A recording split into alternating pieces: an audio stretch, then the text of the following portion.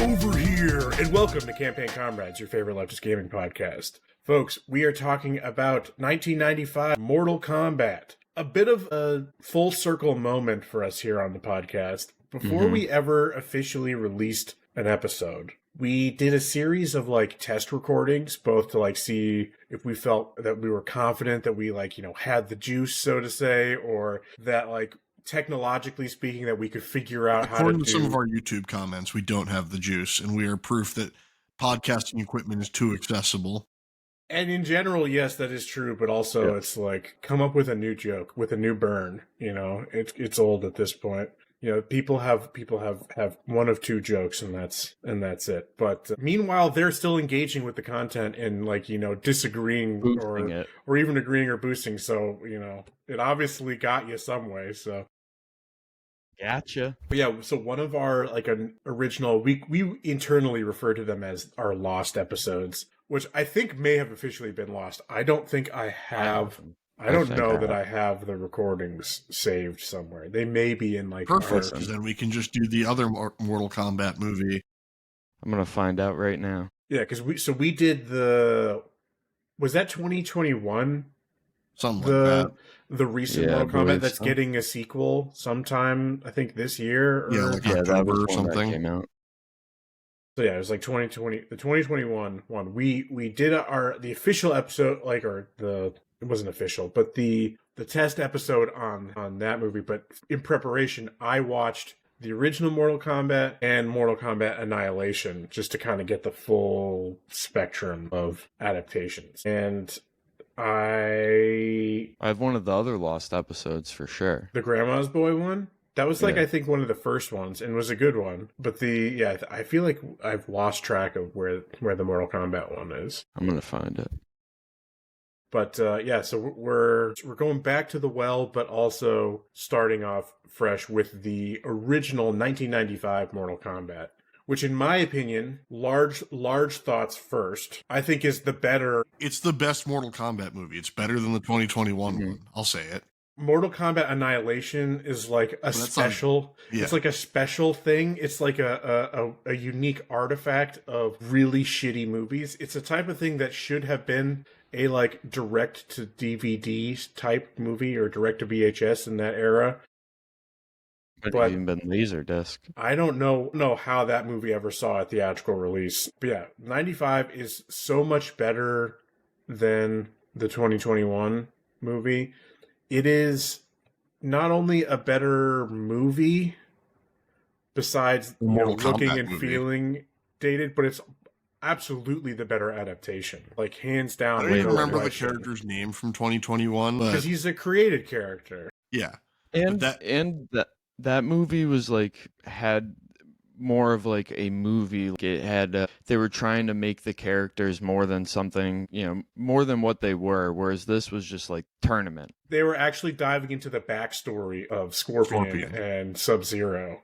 And then gave us his great-grandson or whatever. Yeah. And I kind of liked that bit of it. I will say that's the bit that I enjoyed of the 2021 movie. Yeah, but the guy who plays his great-grandson in all of his fights are bad. You mean a bad actor?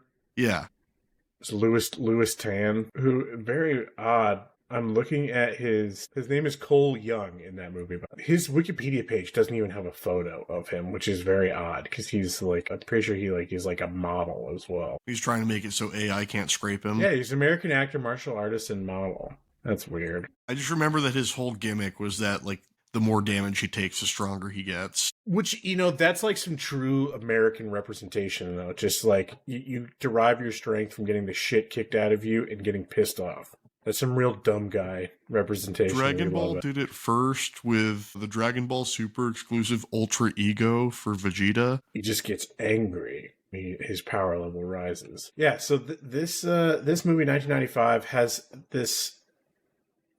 a relatively streamlined production process and history. I was really kind of surprised to see this. This was right at the really kind of close to the I'll call it the advent of the video game adaptation, right? This is not long after the original Super Mario Brothers adaptation, which, one of the first and is was widely panned and really kind of tainted the well of game adaptations, to the point where when the eventual producer of this film, his name is Lawrence Kasdan, who is a name I feel like I've seen float around a lot in these gaming adaptations. I'll have to look at that in a second. He went around. He went to Midway Games, the people who make Mortal Kombat, and so at the time they were in production for Mortal Kombat 2, but the original Mortal Kombat was only in its arcade release. It had not seen its home console release yet, but so it was still kind of starting up. But so this guy visits Midway Games. He plays the original Mortal Kombat on a cabinet, and he's like, I see cinematic potential in this. But because gaming adaptations had already gotten such a bad rap at that time, who was it? Who at the company was it? Oh, okay. So it was the head of Midway, Neil Nicastro. He's like, no, I don't think this would be a good film, and really worried that putting out a subpar movie would taint their brand. It's not like Midway at this point was a Nintendo that could survive a shitty Mario adaptation. So it was threatening, but they eventually gave him a limited option on film rights, and they went to a then pretty much unknown director in Paul W.S. Anderson, the man, the myth himself. This was his first gaming movie. Basically, he had caught their attention from his debut film, which was a 1994 film called Shopping. But here's the thing, so they did all this. It was probably 1993, 1994. They find the director in 1994. The movie comes out summer 95. Damn. So it's really, really fast turnaround. Anderson had zero experience in VFX and kind of bullshitted his way through those meetings and really kind of learned on the fly. And yeah, some of the visual effects are the weak points of the film, but then you've got the four-handed guy. You got cool Goro. Practical effects of the animatronic puppet thing for Goro. Fucking amazing. My favorite part. People criticize that, favorite part was all of the practical set design. Yeah, but I loved the Goro puppet thing. But apparently, I was reading this, whenever they filmed the scene with Goro, the max that they could do was 2 minutes at a time, or else the guy that was in the suit and doing the lower arms would suffocate. There was no oxygen. Literally zero oxygen. He's just holding his breath. And is would literally die if they went for longer than 2 minutes at a time. Goro, that was a great shot of you dying. Goro? Oh no. There was some real heart, some realism to that shot. No, I really loved Goro. Me too. And I loved the practical sets. That was, some of my favorite parts. I don't know if this is just me who could immediately tell, because I don't know how I would describe it. It's not like I'm a student of architecture, but the settings in particular, the Temple of Light that Liu Kang descends from is a real place, is a real Buddhist temple, but they're trying to make it seem like it's in China. They even say it's in China, and it's that is clearly Thai architecture. I don't know how you describe it. It's one of those things where I know it when I see it. It's the focus on these kind of minarets. And yes, these really kind of tall, these tall minarets is a kind of a fixture of a smooth design as well. There's a unique visual language to, particularly Thai Buddhist architecture. And I'm just that is China. Yeah. And with how much of you could tell how inaccessible all these things were via waterways. That was a big thing that apparently, since they were filmed on location, that they had to deliver all the materials, all the people, cast, crew, filming equipment, all this to these remote sites via the little canoes that they use in Thailand. And in order to minimize the amount of back and forth trips there, they had to build an outhouse for people to use. They had to build an old latrine. They had someone on latrine duty basically to make sure that the people could piss and shit. while filming these fight scenes. But yeah, the beach settings were cool, but not the Goro guy. No. He's got to retain all his fluids. Yep. So this was technically my second watch of this movie because, like I said, I watched it the first time for that Lost episode and then watched it again.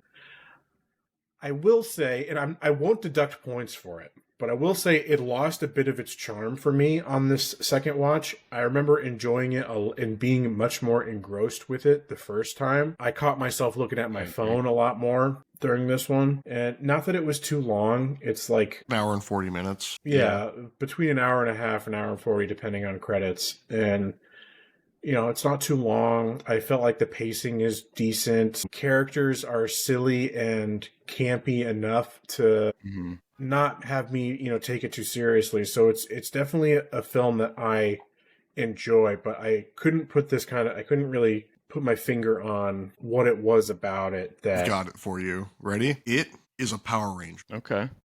I explain further.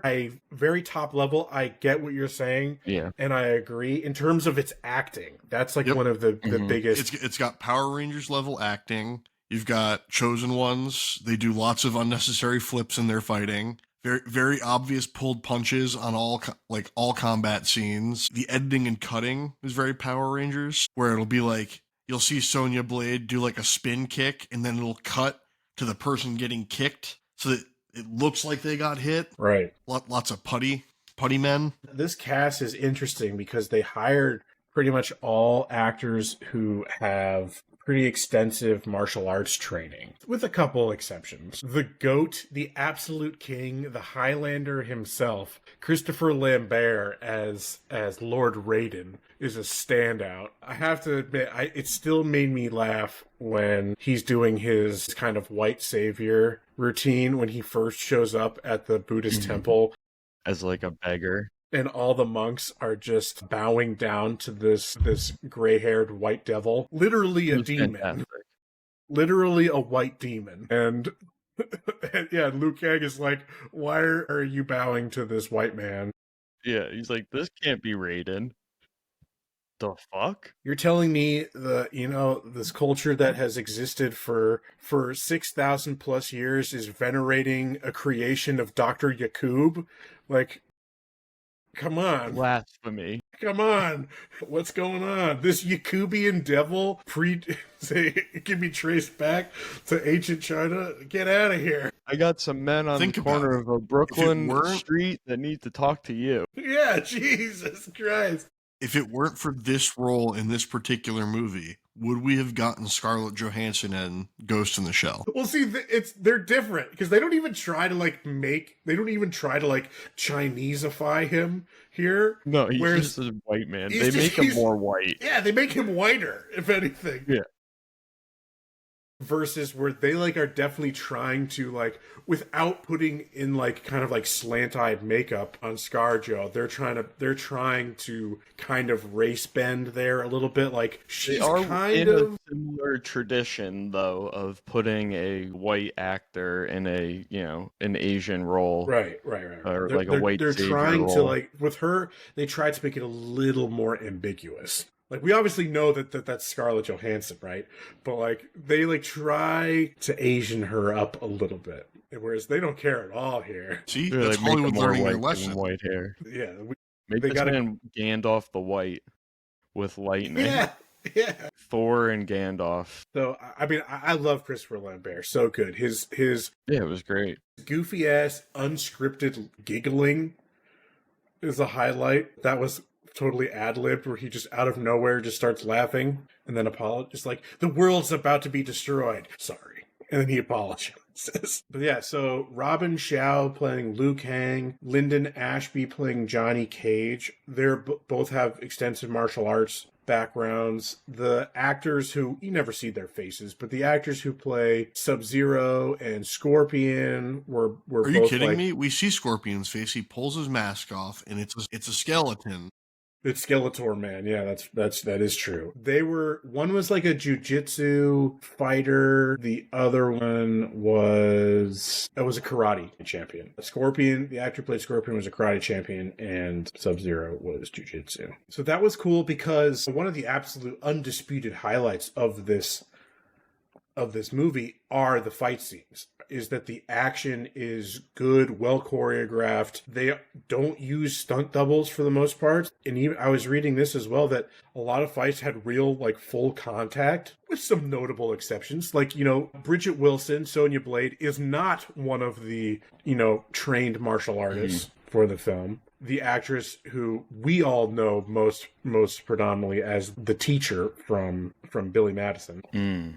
She's like the kindergarten teacher from Billy Madison. So apparently the role was originally meant to go to Cameron Diaz, but then it's a classic 90s pairing right there. But then there was some scheduling conflict. I was looking at, the biggest, in terms of production, I was saying earlier, right, this was like so smooth. The most that I could see was in casting. There was a lot of kind of back and forth and attempts to try to get a bunch of different actors. A bunch stood out to me, like Jack Black is Johnny Cage. Real heads know Ernie Ray, who played. He played. I think why am I blanking on the name? I think it's Keno is the name. From Keno. From Teenage Mutant Ninja Turtles 2, The Secret of the Ooze. He's like the main human kind of counterpoint in Keno's the my one second that has favorite ooze-based movie. That's Kato. I'm talking about a different movie. So Eddie Reyes Jr. was originally one of the prospects to play Liu Kang. Got it.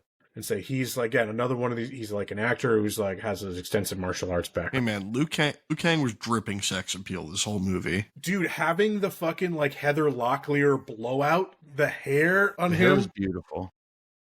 It honestly kept pulling me out, and it was like, that hair is too pretty for its role. If anything, it's the only thing that really dates the film beyond like some of except for Reptile. The Reptile visual effects are the one where it's like, that's terrible. I never want to see that monstrosity again. The rest of it honestly holds up pretty well because it's, reliance upon practical effects, particularly even something like Goro. Imagine if they tried to make Goro with that level of Well, yeah, I mean, effects. remember outside of this movie, remember early to mid 90s CGI? Remember early 2000s CGI? We're talking some Spy Kids level CGI, stuff like that. Yeah, so he was the only one from that group that I really knew that was being considered for Liu Kang, and I would have liked to see that because I'm a fan of Ernie Reyes Jr.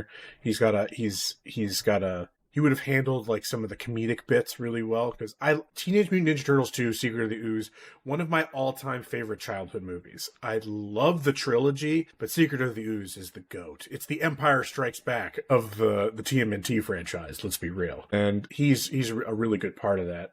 Still the second greatest 90s Ooze film. He starts off as the pizza delivery guy, and goddamn, that pizza in that. I never found pizza when I lived in New York that met the standard, the idealized, the platonic ideal of New York pizza that I had in my head from that film alone, from that opening sequence, because he delivers them their pizza.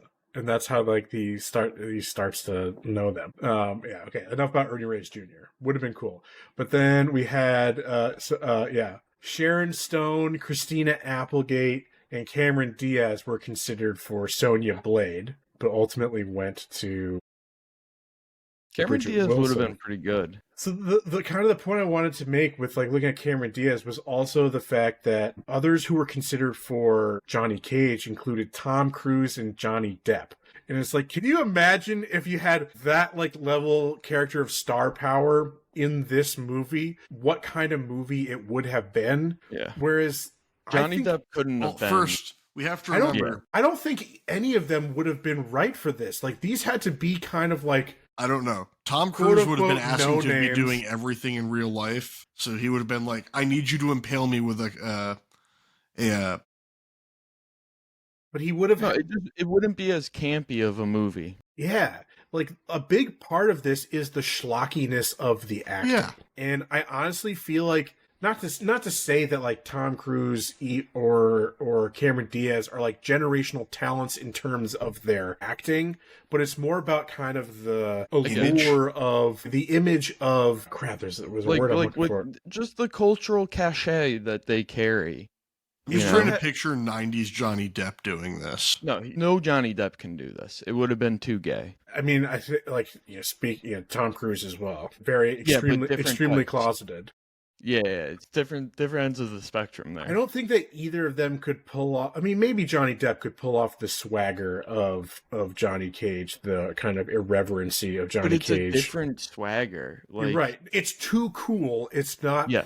It's not the Johnny Cage. Johnny Cage is the as the role really is the stunt actor kind of cool versus the heartthrob kind of cool. Right. And so it's just like, I was like in my head, just trying to picture what would this movie have looked like with like recognizable actors, right, in those main roles. So I'm like, I don't think it would have been good. Yeah, I agree. And the role of Raiden was first offered to Sean Connery, which is also hilarious because they're both Highlanders. They're both Highlanders. Now I'd like to see the cut with Tom Cruise, Cameron Diaz, and Sean Connery. Again, it would have been wild, but it's just like completely different. It's just a completely different picture, and I think it's ultimately it achieves its cult status more because it is for some of these actors, like the actor who played Liu Kang, who is his name is Robin Shaw. This was like his kind of Western debut. He was a lot of these guys were, former stuntmen who taking on a more leading role. And I think that the movie is superior because of it. And a lot of that is because of the authenticity they can bring to the action. Imagine like Tom Cruise. Yes, he would have insisted upon, being choked out by a kunai with chain. But like, would he have dedicated himself to studying the mystic arts to make the role believable? I don't know. Tom Cruise would have locked himself into the Indonesian forests for 2 years to get into the role method acting. Yeah. So yeah, I don't know. That was the only thing production wise that really, really stuck out to me was like their ambitions for big name casting that ultimately didn't pan out, and I really think was for the best. I mean, I can also understand, like, relatively speaking, as a big name actor of the time, having this pitch to you and be like, I don't want myself attached to that. Right, absolutely. I think Cameron Diaz was the only one who was like, she like had initially kind of agreed to it, but it was a scheduling conflict that I'll say that on paper, but her agent was probably like, you're going to cancel this right now. We're going to book a different movie. Yeah, probably. But yeah, no, it's interesting. So yeah, the movie released in 1995, critically middle of the road. It came out before the advent of Rotten Tomatoes, which was several years later. Rotten Notably, Tomatoes has everything been out longer before than that, tomatoes never went rotten. Tomatoes stayed perfectly ripe the entire time. It was a GMO that started to make tomatoes go bad. No, it was when the Italians became white. The tomatoes they knew, they just started to rot. God's golden fruit, Yeah, so like I don't trust you shouldn't trust Rotten Tomatoes in general, right? But like, dare you disgrace the tomato meter that way? So much of those scores are in retrospect, right? So because these are added to platforms that came into existence after the fact. So whether they who knows, maybe they got a bump because of it, because the film absolutely took on a cult status and it was, appreciated by fans. And I think that we can talk about now is why that happened is because it was a fairly faithful adaptation of the game. And I'd like to point out one non-faithful adaptation. He calls out a flawless victory in a fight where it is absolutely not flawless. There are two instances where he says flawless victory, and the first one is accurate. It's when he's showing Sub-Zero fight one of his other little goons, and he freezes him without taking damage and just explodes him. And that's a flawless victory, is you defeat him without taking a single point of damage. Where the second one, he calls it out when someone else got a few strikes in. And I did make note of that as well. But that was a general part of it, is that they do the kind of fatality. the kitschy kind of, on the nose, looking point at the screen type of references when calling out those little things and having the music drops. I mean, I was hooting and hollering when Scorpion changed it from "Get Over Here" to "Get Down Here." He does a bunch of them, yeah. I was giggling the most at the Scorpion Luke Cage fight. Luke Cage, Johnny. Dude, in my head, I kept doing it too. Johnny Cage fight. It's like before they get transported to hell. Let's also not forget that in the Mortal Kombat world, hell is real. Hell is a real place. I believe it's the Nether Realm. It's a pocket dimension. It's not Outworld. These seems to be different places. I think it's canonically the Nether Realm. Is hell? That's where Scorpion comes from. But it's when they're fighting like in the forest, and it's after he like sends his living animated kunai. his living chain thing after him, and it gets wrapped around the trees and is biting at his Cage's face 2 feet away. It's then he then kind of disappears, and Johnny Cage is just kind of looking around. Where is he? He's gonna pop up right behind me. It's like he's gonna pop up right behind me and stab me. And it's just nope. He's like 500 feet away. He just does a cartwheel out from behind one of the trees. That's what I'm talking about. No, that is a Power Ranger ass scene. Yeah. And anytime they're fighting just the faceless minions, like the right.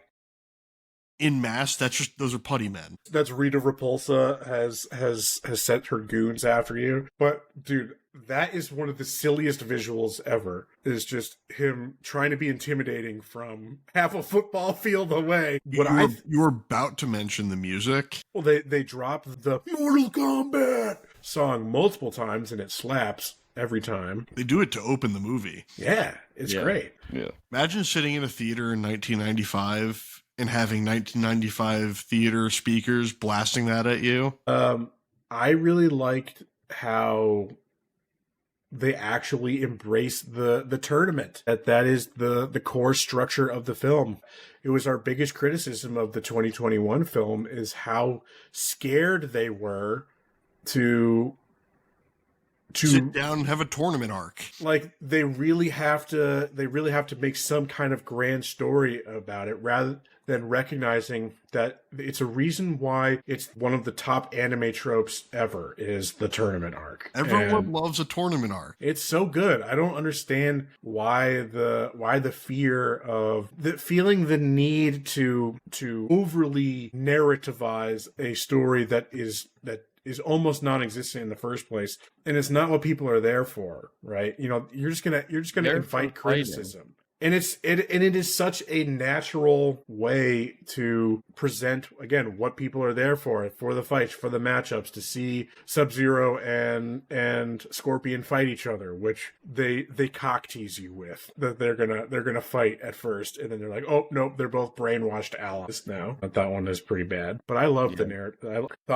Your guys' thoughts on the story, on the presentation, or how it sits as an adaptation? I think it's focusing on the tournament is what it needed to be. I think that's what allows it to be campy, because you aren't like trying to create this like deep backstory that's not there, like the 2021 movie kind of does on Scorpion and Sub-Zero. And I think our brains are broken like that because of the MCU and like Marvelifying everything. I mean, if this was Marvelified, we would have had a Johnny Cage movie, a Sonya Blade movie, a Liu Kang movie, a Scorpion movie, maybe a Shang Tsung movie. No, but like even like what I'm saying, then it would have all culminated together with Mortal Kombat.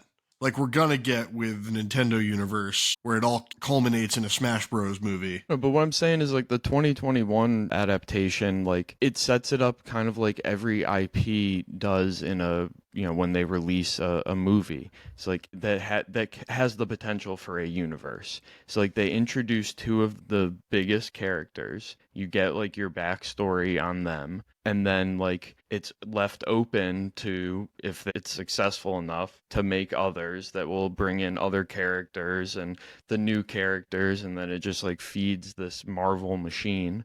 Whereas this is just like a fucking campy capsule of Power Rangers 1995, choreography. I mean, they did absolutely and release this filming. movie with a sequel, sort of. I mean, that ending absolutely is. Sure. Again, a sequel in 1995 is so different than a sequel in 2021. They don't have that mindset, so it allows them to make something that's kind of like fun and goofy. And, is just focusing on the fucking tournament. Yeah, franchise aspirations are completely different back then, particularly as this game is released, as they're making the second game, right? So Yeah. the franchise itself And has. it's having legal backlash, and Yeah.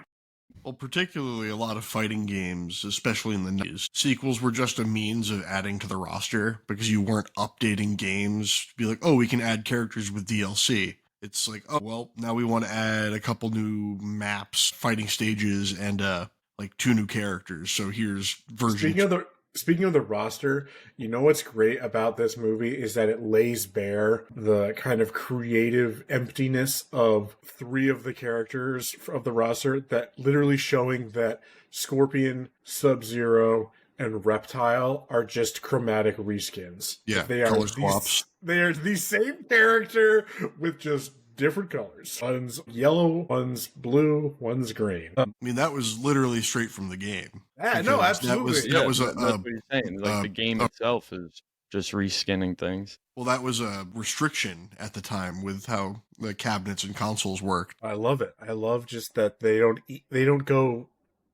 give zero effort in the costuming department for the movie to really make them look distinct. It's just nope. They have the same mask. They have the same. Give me 3 of these, just in different colors. It's like that's the same guy. One bit of casting that I forgot to mention was Shang Tsung himself, Kari Hiroyuki Tagawa, Grandpa Johnny Tsunami himself. I love him, and he does a great job as Shang Tsung. He's having fun. His facial expressions as he sucks souls is so good. Your soul is mine. Your brother's soul is mine, and you will be next. That was a great kind of. It was an excellent cold open. Yeah, truly. Can I mention one of the things that I've found myself really paying attention to in this one, or in this watch of it, that I didn't really make note of in my first go around, was the kind of creative use of lighting in this, like in the willingness to do these kind of like bold colors for lighting. Because the first example is right away is like after he's like having this kind of, Liu Kang is having this vision, green light, jumps out of bed and he's just drenched in this green light. And not gonna lie, I thought that the like video or the quality of the digital version that I was watching was like fucked up at that moment. But then there are other examples too where like they've got these like dramatic backlights that they have casting these like kind of cool shadows, and they do a lot of this kind of like color graded object source lighting where they have these like really strong colors coming down at an angle. There were multiple instances that I saw, and they were doing it with different colors. I can't remember as specifically as I did with that initial one when you first meet Liu Kang, but it was That, like, cool. in and of itself, I think adds to its campiness, like its use of that, like the color and the lighting, just of its time, that style of movie, and it kind of works for a video game. Because even Matt saying that he thought it was like a digital, a fuck up in the digital edition, like you're playing in those cabinets that are going to have like glitches and things, and like it is all green and like black and like has like, weird colors. The colors are odd. Those cathode ray tubes or whatever can be known to be pretty fucky.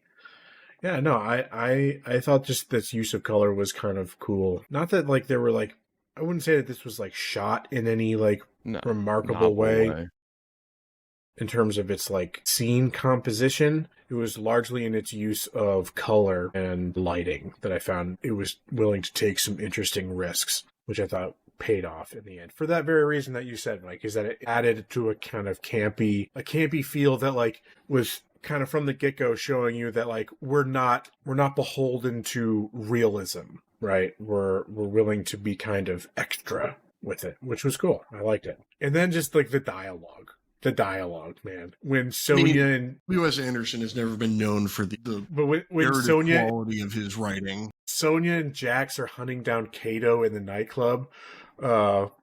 It's like, I only trust one person in this world, Jax, and you're talking to her. Just, Sonya had some of the worst lines in the entire movie, but like, that one was just campy enough to sell me. But yeah, any other standout moments or features of it besides the general structure that we all... I mean, the final showdown between Liu Kang and Shang Tsung. Getting all the souls resucked out of him. I mean, it's a combination of the set design with the practical spikes sliding out of the floor. The definitely not a prop spike sticking out of him after we cut to him landing on the ground. The internal struggle and monologue with, no, my brother got himself killed. Shang Tsung killed him. I didn't kill him. Is it in the Sub-Zero fight? Or which fight does Liu Kang do his like multi-kick thing? It's not in the final fight, is it? No, it's not in the final fight. He does his fireball Hadouken. Wrong franchise. I know, that's why I said it.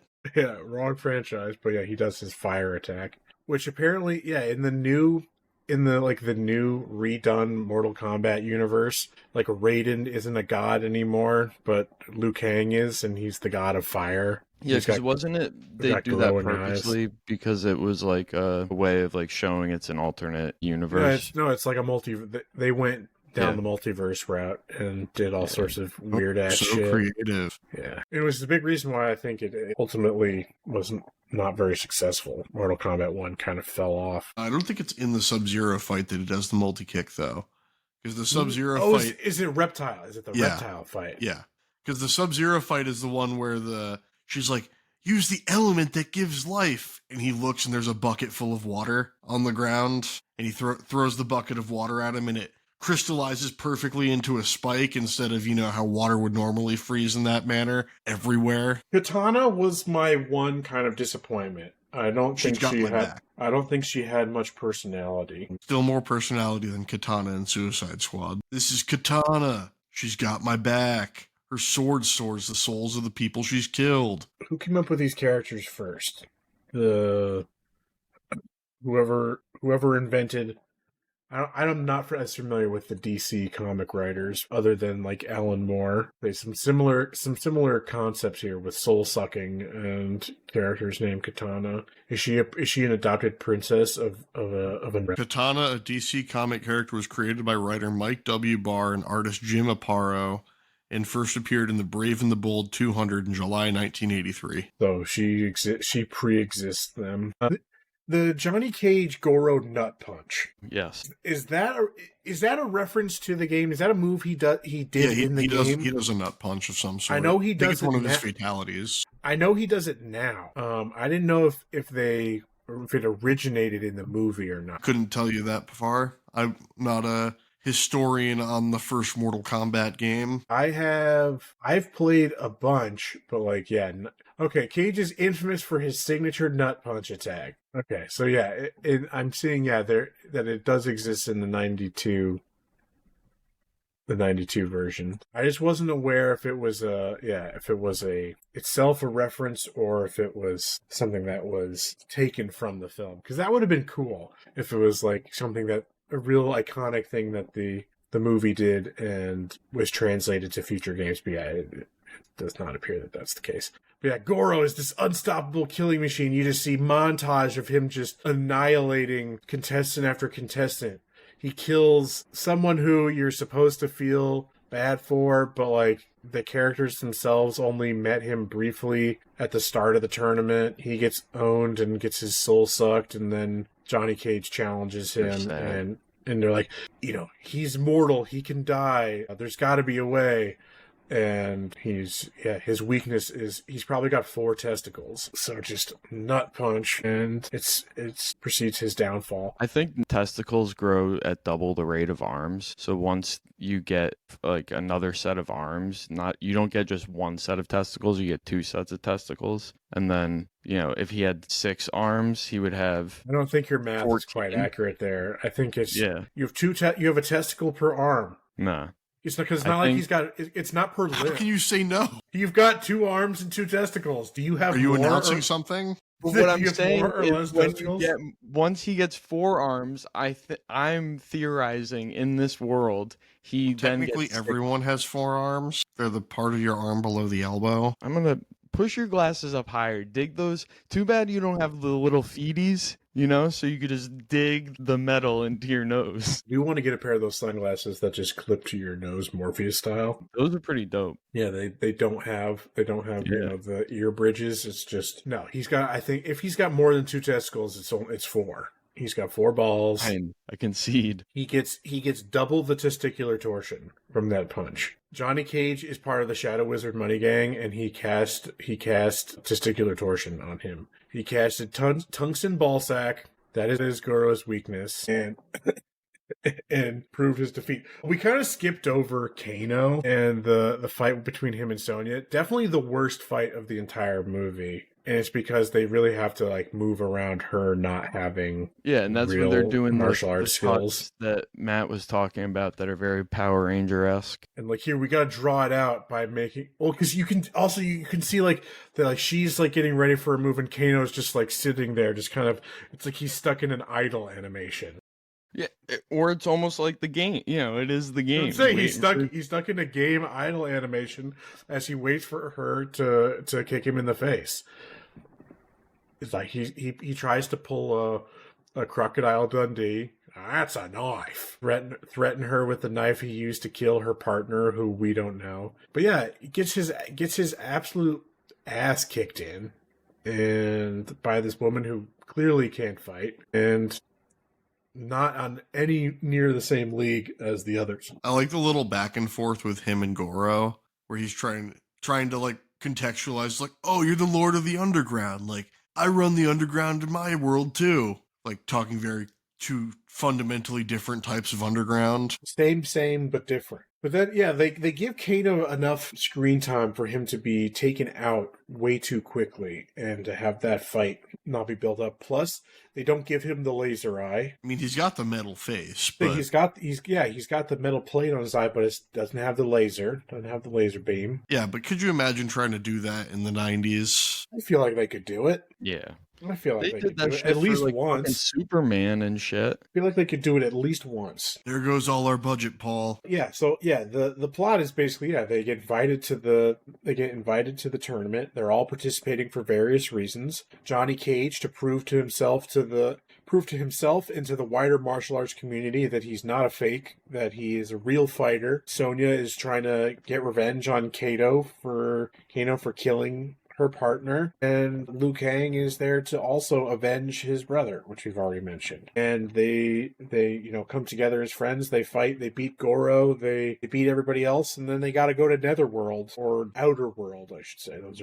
Outworld. Those are two different realms. And they fight Reptile. Katana kind of allies with them. There was supposed to be, and you could see hints at it, that there was supposed to be a romance between Katana and Liu Kang, but they eventually cut that. Listen to this reasoning. They're like, the movie already has so much action. We can't also have romance. And it's like, what? Particularly in the 90s, we're approaching the end of history, right? We need some love. Americans love to show their dominance by proving to themselves that they could win in a fight and that they could have sex with whoever they want, right? So action and sex are the things that they want the most, that they crave the most in their media. So to see that those two are in conflict is an outrageous bit of producer meddling that I don't understand. Because again, it's not like it would distract from any story. Paul didn't have his romantic / sexual awakening until the Resident Evil movies with his wife. Was he married to Mila at that point? No, they got married in 2009. They were married in 2009. So yeah, I don't know. Paul may not have had sex yet. He may have what love is. He needed someone to show him. Yeah, down in the slums of Raccoon City, teach him the ways of the human body. So each of them, though, they have one final like kind of sagely wisdom session with Raiden, who's like, if you don't overcome your weaknesses or your hang-ups or whatever, you'll never defeat Shang Tsung. And Basically, the only one who actually gets any bit of resolution with that is Liu Kang. They kind of leave the other two to like deal with their own shit. Well, first off, Shang Tsung does a sex pest thing and kidnaps / human traffics Sonya Blade to Outworld and puts her in a dress. I forgot about that. They just set a trap for her. Because, like, the whole interaction with him and Kino, and that's why you get Kino for so long, is that him being there was how he was going to get Sonya Blade. Because, he was like, I know she'll come for you. Yeah, it's Shang Tsung's motivation is, like, very odd, because half the time you're like, yeah, he's there to win the 10th tournament so that his emperor, the evil emperor Shao Kahn, who I don't actually think they name in the movie, but that's who it is, so that he can invade the mortal realm and do all his things. But also it's so he can sexually assault Sonya Blade. That's his other actual motivation, is to do sex crimes to Sonya. As that's all really evil villains, they got to have some sort of sex crime in there. So yeah, you're right. That's the only reason he tolerates Kano, is because he's like, means to an end. I'm luring Sonya here, so I can human traffic her to Outworld. Yep, under the guise of just wanting her in the tournament. Yeah, so they rescue her. Liu Kang challenges Tsung. They fight, and the souls that Shang Tsung has devoured begin to emerge as he loses control, and then he gets gooped. He gets fireballed. He gets thrown onto the spikes. He gets Last Crusaded, where he gets turned into. He gets turned into dust, basically. No, that's not Last Crusade. That's Raiders. Well, Last Crusade has it too. They do have. I was gonna say they have that too. Yeah, because that's from him drinking the wrong Grail. You chose poorly. Yeah. So one of the souls released is Liu Kang's brother, and before he ascends to the afterlife, Liu Kang realizes that it wasn't his fault. Did you guys catch this? That as they're like going to Outworld or whatever, what's his face? Raiden says something like, "You'll face 3 challenges in the tower." Blah blah blah, and then they skip it. It's like all of that was cut. Whatever those challenges were, they were cut entirely. And forgot that, cut that line or do reshoots on that one line. Said, "Fuck it, no one will notice." I noticed. They literally just cut to, they've infiltrated the tower. They're at the highest levels. They've found disguises. "My friends will come to rescue me." Pull back the hoods. "We're already here." Everything. And then the fight ensues. So I don't know what that was supposed to be in reference to. I don't know if the reptile fight was supposed to be one of them. If then, I don't know what the other two, or maybe the reptile fight and the Shang Tsung fight are the two, and what's the middle one. And then they completely undercut the whole concept of the plot at the very end, where it's like, Shao Kahn can't enter the world of mortals unless they win 10 straight Mortal Kombats, but then the sequel bait has to happen, and he's like, "Fuck it, I'm breaking the rules. I'm invading anyways. Here I am." And they're like, "Not if we can help it." They all line up Power Rangers style. Then it's literally, again, a Power Rangers lineup thing as they all show off their powers, and then it just cuts, and they do the Mortal Kombat. You can literally go through the lineup, and you can assign Power Ranger colors to them. Okay, let's do that. Let's. Some of them have the colors already. So we've got Raiden. Is he the White Ranger or the Green Ranger? I mean, Green Ranger would imply that he was bad. No, Green Ranger's not always bad. No, but in the original 90s Power Rangers, the Green Ranger, but he gets redeemed. Was Rita Repulsa's inside double agent. But he gets redeemed. Yeah, that's when he becomes the White Ranger. But not always. I mean, okay, so yeah. I was going to have him be the Blue Ranger. I don't know enough lore. No. Johnny Cage is absolutely Blue Ranger. He's Blue Ranger coded all day. Are you putting Liu Kang as Red Ranger? He's got to be Red Ranger. There was part of me that was like, well, if it was truly nice, he'd be Yellow Ranger. No, because that has to be an Asian girl. So that's Katana. So Katana is the Yellow Ranger. Sonya's Pink Ranger. That just leaves there's no Black Ranger. Well, Jax. Jax is not even in the film, and no, but he would be I say he's got a cameo, but he's not in that lineup. Yeah, there is no Black Ranger in that lineup. But like in terms of lore, because he's like Raiden is like not part of like the official group. Yeah. He's like kind of like an He's more experienced the big. elder. He's the big head guy. Zordon. He's not Zordon. He is not Zordon. So I think he's White Ranger. So we're just missing a Black Ranger. If Jax had a prominent role, but dude, that's how it was in Power Rangers in the 90s. It's like that clip I sent where the Rita Repulsa is running through and she's like, "We got the pink one, the yellow one's the girl, what are you? The blue one? I'm Scottish. What does that make you? I'm Scottish." Which is hilarious that it's real. That's 100% real. I never saw that. I never watched any of that Power Rangers one. That's like a car-based one. Weird. You notice that they've got like fucking rims on the side of their helmets? Fucking stupid. Not one of the ones that I grew up on. No, we grew up with the base 90s ones, which included dinosaurs. One of the later era ones that I was probably too old, and I didn't watch it like more than just like, I was flipping channels and I'd happen to see it on, was like the ninja one where they were all ninja based. That was like, I think one of the last ones. I remember that one. That was one of the last ones I watched. Yeah, we're gonna do an episode about a Power Rangers movie, and then we'll just find some loose Power Rangers video game that we can.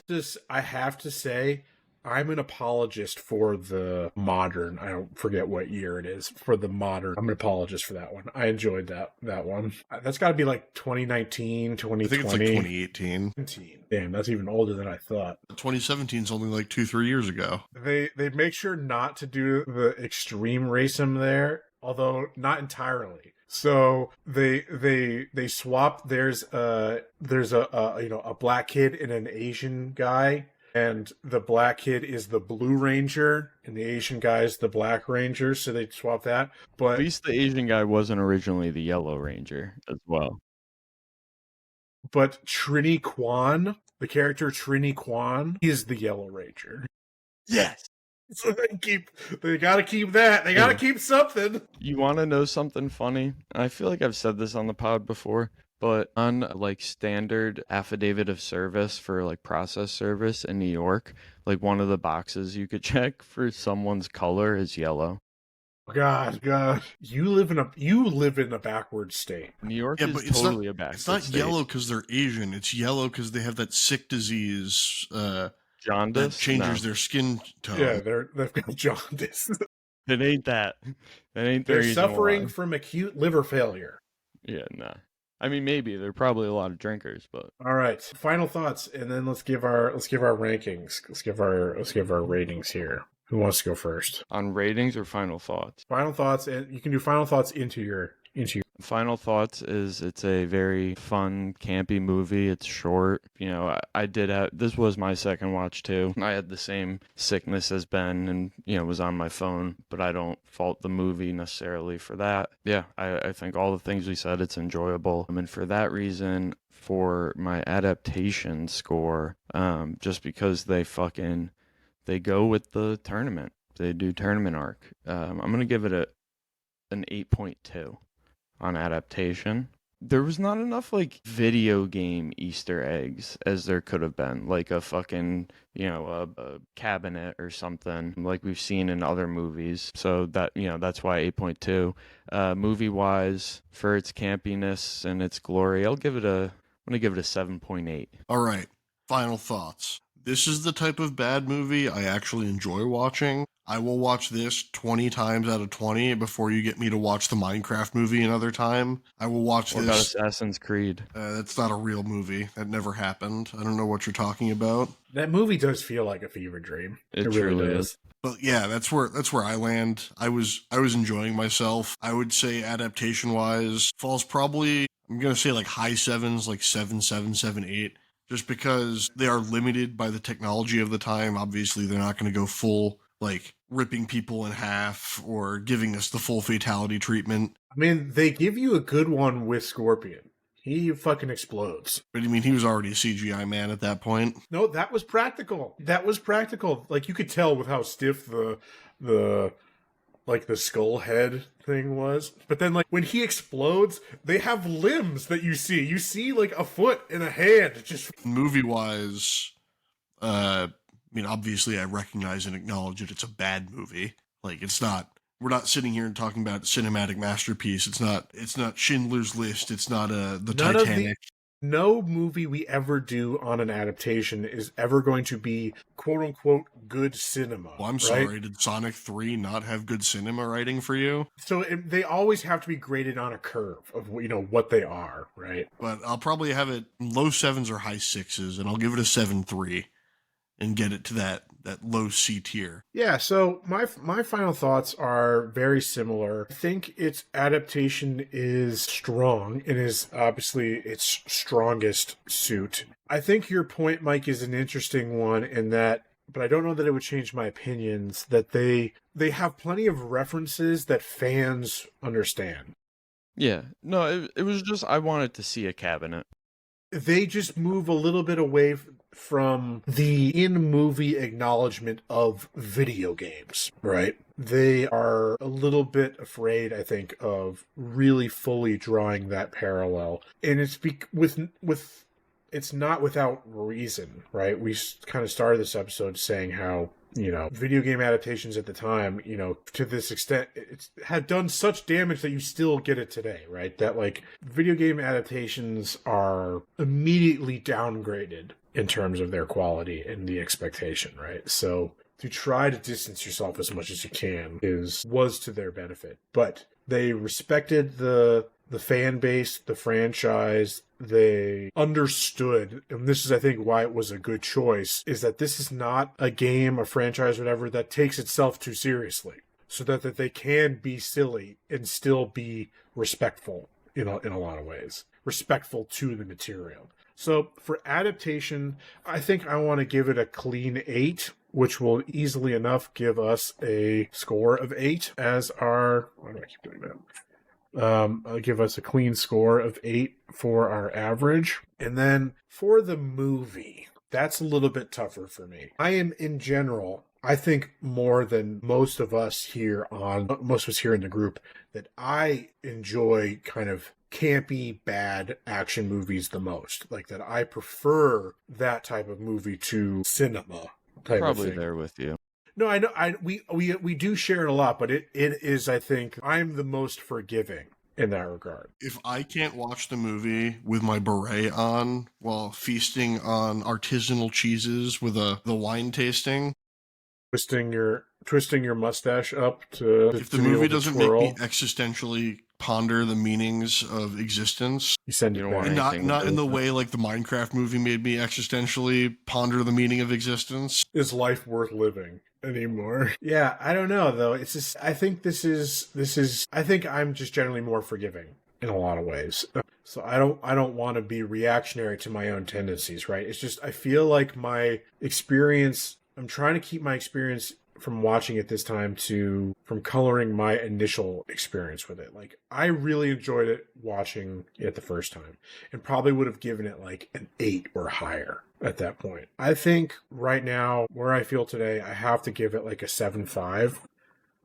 It is, as much as I like the tournament arc, and as much as I like the commitment to the bit and to the overall structure, I wasn't as drawn in by the characters. I noticed a little bit more of the flaws in acting that I'm generally more forgiving of.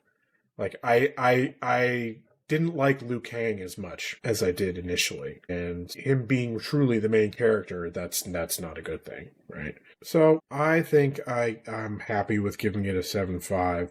So that gives us the average of, let's see, 7.3 plus 7.8. That gives us an average of 7.5. 5.333 repeating, so 7.5, which is good. I think that's fair. Falls into the higher end of median to our reviews so far. Higher up on our adaptation list, but about, top quarter of our movie list. So yeah, I'm happy with that.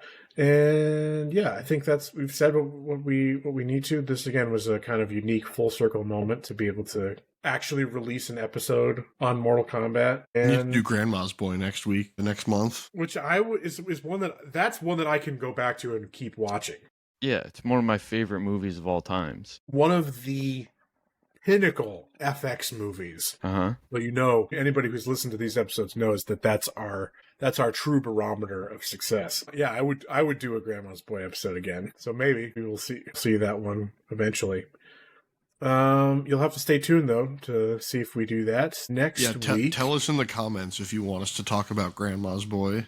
Next week we will be back. We'll put up a poll on our defunct Twitter account. Dude, I wish I could. They don't let me. They don't even let me look at anything. Next week we will have our news episode, and I think Mike, you're gone next week, right? Yes. So Mike's gone next week, but Andrew will be back. So yeah, we'll be 3 people for the rest of the month. And then next month, are we going to do a similar to last, I think it was November. No, it was December when we did it. We can do a similar to that solo standalone video on Switch 2. Oh, we'll do something. We're going to have as the two who will have owned it. Yeah, we're going to have to do some video we're going to have to probably try to do a couple of videos if we can in June. Since we'll have 2 dead weeks. We'll have 2 off weeks. Yeah, you can look forward to that. I was thinking, like, do we do like an unboxing? Maybe try a little something different. Try to record. There's a 0.0000 chance that the box of mine will be intact longer than. I don't think I'd wait. I think what I would probably do is like I would maybe like film my unboxing when I get it. Yeah. And maybe stitch that in or something like that, or do that as a solo thing or whatever. But yeah, I'm sure that you and I will do some bit of first impressions of the Switch 2. Mario Kart. I mean, I'm assuming we're going to be playing. Like, that's going to be the toughest thing, Matt, is that we're going to be having to decide, do we meet up and do we play Night Rain or do we play Mario Kart? That's going to be tough. No, that's actually not that tough because it's entirely indicative on Andrew at that point. Because if Andrew can't join, then it's Mario Kart. Because you cannot do duos in Night Rain. At least you might be able to eventually. I don't know if that's but not right now. That might have changed. But yeah. So yeah, we'll have things to talk about at the start of the month. But yeah, main thing to be excited about though, start of June, is Mike will be leading his month episode on Assassin's Creed. I started playing Mirage this morning. Interesting. It was on sale for like $20. I was trying to start last night. I honestly think that's Ubisoft. I think that's a decent price for yeah. That's why I was like no, I'm 100% snagging it. It still is on sale till like the 22nd or something. But yeah, Ubisoft Connect is just a pain in my ass, and it was like 11:30, and I was just like, so I had to like reset my password this morning. So I started playing and. It was enjoyable so far. You're playing it on PC if you're having to do no PS5. You have to fucking connect. Yeah, most of the Ubisoft catalog needs to be linked via account. Jesus Christ, yeah, baby.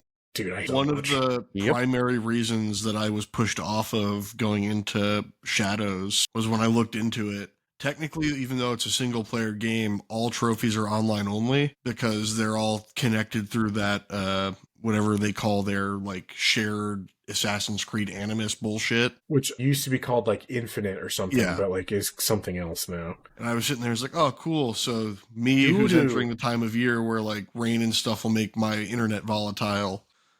I don't want to be playing a game and then have a trophy not pop because the fucking internet went down. But yeah, you can pay attention to the feed to see when that episode's coming out, and we'll have some other content coming the various channels. Till then, you can follow us on all social medias except for Twitter, and check out the YouTube for clips. We're everywhere.